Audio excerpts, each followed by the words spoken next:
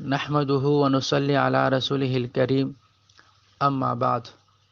آج کے ہمارے سبق کا موضوع ہے کمیشن ایجنٹ کا جانبین سے کمیشن لینے کا شرعی حکم۔ کمیشن لینے کی صورتوں میں سے ایک صورت بسا اوقات یہ بھی پیش آتی ہے کہ کمیشن ایجنٹ بائع یعنی فروخت کرنے والے اور مشتری یعنی خریدار دونوں سے کمیشن لیتا ہے،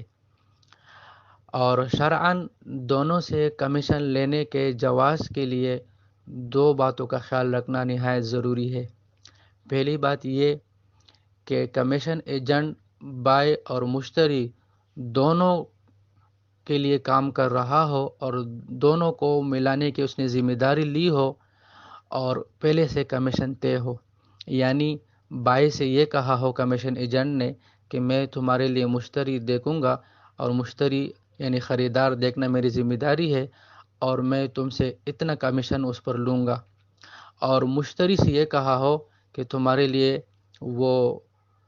فروخت کرنے والا یعنی بائع میں دیکھوں گا، بائع سے ملانا میری ذمہ داری ہے اور تم سے اتنی کمیشن میں لوں گا، یعنی پہلے سے دونوں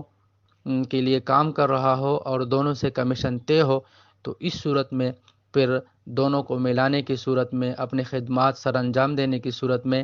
دونوں سے اپنا طے شدہ کمیشن لینا وہ جائز ہوگا۔ اور دوسری شرط یہ ہے کہ کمیشن ایجنٹ ان میں سے کسی ایک کا وکیل نہ ہو، بلکہ صرف واسطہ ہو کہ بائع کو مشتری سے اور مشتری کو بائع سے ملائے، اور پھر معاملہ اور عقد بائع اور مشتری خود طے کرے،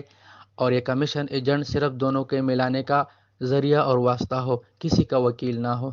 وکیل کا مطلب یہ ہوتا ہے کہ اس عقد کا سر انجام دینا پھر اس کی ذمہ داری ہو، عقد کو بھی سر انجام دینا، صرف ملانا نہیں، واسطہ بننا نہیں، بلکہ اس کو سر انجام دینا بھی اس کی ذمہ داری ہو، یہ وکیل بننا ہوتا ہے۔ مثلا اگر وہ بائع کی طرف سے وکیل ہو تو اس کا مطلب یہ ہے کہ وہ چیز اس کو فروخت کرنا یہ اس کی ذمہ ہے اور اس کی ذمہ داری ہے کہ وہ مشتری کو ڈھونڈے اور وہ چیز اس پر فروخت کر لے۔ تو اس صورت میں مشتری کو ڈھونڈنا چونکہ اس کی ذمہ داری ہے، اس لیے وکیل بننے کی صورت میں صرف بائع سے تو طے شدہ کمیشن لے سکتا ہے لیکن مشتری سے نہیں لے سکتا، اس لیے کہ مشتری ڈھونڈنا وہ پہلے سے اس کی ذمہ داری ہے، اور انسان اپنی ذمہ داری والی چیز پر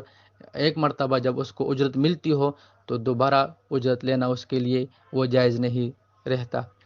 بہرحال اس دوسری شرط کا خلاصہ یہ ہے کہ کمیشن ایجنٹ محض واسطہ ہو، دونوں کے ملانے کا، کسی ایک کا وکیل نہ ہو۔ اگر کسی ایک کا وکیل ہو تو پھر جس کا وکیل ہے اس سے اجرت لے سکتا ہے، دوسرے سے نہیں۔ بہرحال کمیشن ایجنٹ کا جانبین سے اجرت لینے کے لیے ان دو شرطوں کا خیال رکھنا ضروری ہے۔ اگر ان کا خیال رکھا جائے تو پھر دونوں پارٹیوں سے کمیشن لینا جائز ہے، اور اگر ان شرائط کا خیال نہ رکھا جائے تو پھر دونوں پارٹیوں سے کمیشن لینا وہ جائز نہیں ہوگا۔ اللہ تعالی ہمیں دین متین کی صحیح سمجھ نصیب فرمائے۔